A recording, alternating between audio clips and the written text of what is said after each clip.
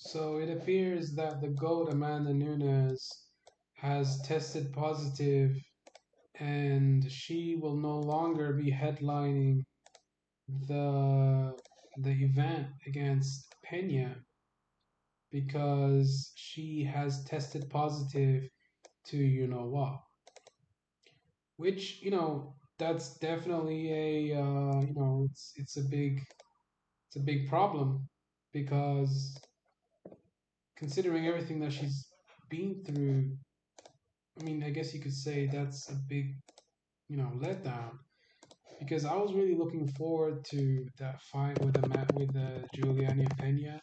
I thought that Juliana Pena would be able to give her some problems because of the wrestling, because of the yeah, because of the wrestling. But she's already defended the belt, the bantamweight belt. How many times? One, two, three, four, five. Five title defenses. She's on a one, two, three, four, five, six, seven, eight, nine. Wait, let's start again. One, two, three, four, five, six, seven, eight, nine, 10, 11, 12 fight win streak. She's riding a 12 fight win streak. And the last loss was Kat Zingano in 2014. Kat dominated her, but she came back and she won against Shayna Baszler, and she went on a 12 fight win streak and dominated all of her opponents. The only fights that you could say were halfway close is the Valentina fight, which that's debatable. But other than that, she's beaten all her other opponents, which is very considerable. So she's out. She's not going to be fighting anymore because of the little injury, the little problem. You see. But Hunter Campbell told ESPN that they would be canceling her fight with Juliana Pena. They're going to reschedule the bout when Nunes is fully healthy and ready to compete. Nunes is considered the greatest women's MMA fighter of all time. She's only got one loss to Kat Zingano. She scored a win over Valentina Shevchenko. She submitted Michte. She knocked out Ronda Rousey. We all know that. She knocked out Chris Cyborg too. Like her resume is very impressive. Her resume is extremely impressive. I mean, if you consider the wins she's had and the losses, she knocked out Chris Cyborg, first person to knock out Chris Cyborg. She knocked out Holly Holm, which is very hard to do because Holly Holmes is a striking specialist. She knocked out Raquel Pennington, knocked out Ronda Rousey, submitted Misha Tate, which is pretty hard to do because Misha's a very good grappler. Megan Anderson submitted her. Megan Anderson's not a very good ground fighter, but she still finished her. Felicia Spencer, very gritty opponent. Jermaine Durandamy, she got into trouble a couple times, but she weathered the storm and she was able to dominate that fight with her wrestling. So yeah, Amanda Nunes is one of the best ever for sure. Probably the GOAT. And who else is the GOAT? There's no one else that's dominated her opponents like this. And who else has knocked out Chris Cyborg? I don't believe that she's ever been knocked out before other than Amanda Nunes. She got submitted by Erika Reyes in her first fight, which, whatever. But yeah, she's dominant for sure. Chris Cyborg, knocked out Yana Kunitskaya in the first round. Yana Kunitskaya is, she's a B-level fighter. She's not the best. She's not even close to being the best. But yeah, Amanda Nunes is the GOAT, man. I think that's pretty obvious, though. Like, who else could be the GOAT? Who else could even be considered close to becoming the GOAT? Now, Nunes' division, if you look at it, it's not like the best division. Jermaine Durandamy, she's already beaten half of the roster.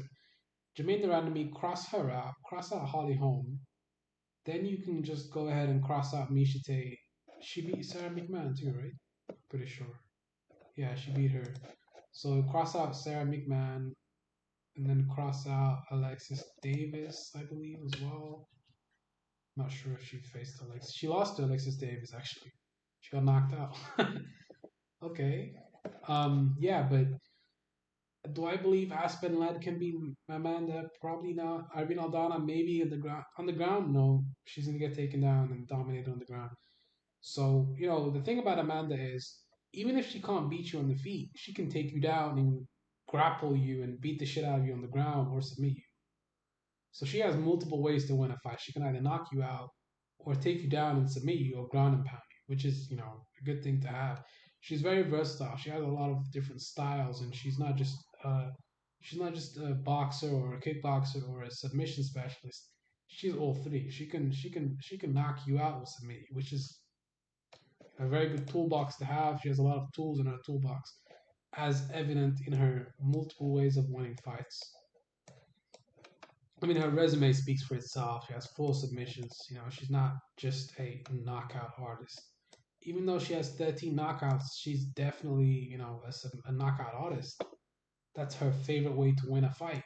But make no mistake, she can also submit you and wrestle the shit out of you and knock in and fuck you up like really badly. But the problem with Amanda is she doesn't really sell pay-per-views. You know, she doesn't really sell pay-per-views like that. And Tate versus Nunes, Misha Tate versus Nunes, that was in 2016. Yeah, I mean, against Pennington, she only sold 85,000 pay per views. And against Shevchenko, she sold 100,000 pay per views. But she sold the most pay per views against Rousey and Nunes and Misha Tate. Because Misha's a very well known opponent. Rousey's a very well known opponent, but Shevchenko's not very well known. She fought her, she only sold 100,000. She fought Pennington and only sold 85,000 pay per views. So she's not a very good pay per view attraction. I don't know why. That's strange. I mean, Nunes is a very top fighter, 12 fight win streak. I guess it's because people like to see Holly or something like that. But